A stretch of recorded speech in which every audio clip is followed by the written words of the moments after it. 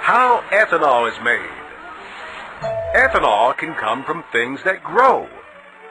Starchy crops, sweet crops, and even plants or trees. These are what we call cellulosic material. But how do those crops get from the field to your fuel tank?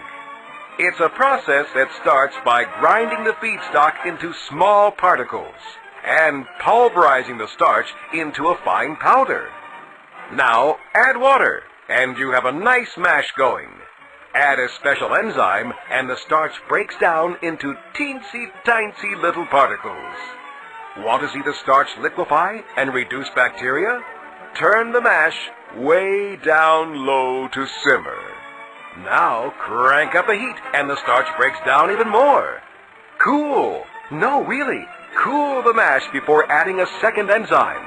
This one helps to convert the liquid starch to a sugar, or dextrose, as we science types call it.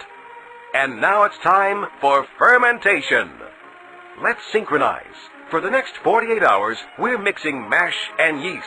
As all you chemists and magicians know, this is where the sugar, presto, changes to ethanol, and the natural carbon dioxide is separated.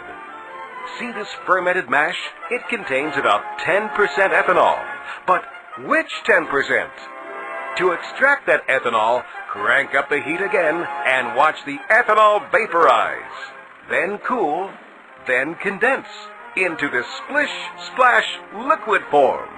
Now, you want to purify the mix, so remove any remaining H2O.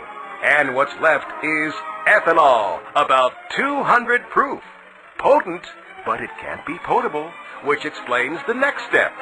Add a small amount of gasoline, from 2 to 5%. That's called denaturing, and it's a requirement for all fuel-grade ethanol.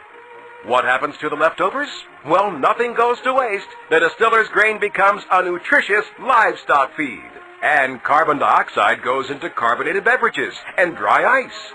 The remaining ethanol, like any fuel, is sold to distributors for delivery to neighborhood stations. What's at your pump?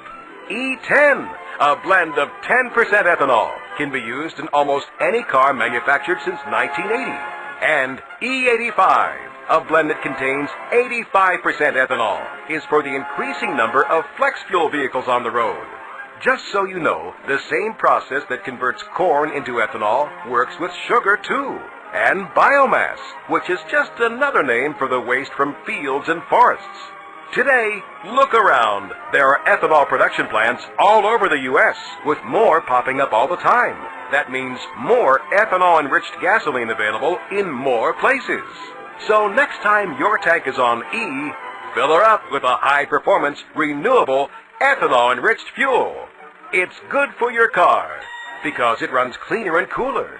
It's good for your country, because it adds American jobs and reduces U.S. dependence on foreign oil.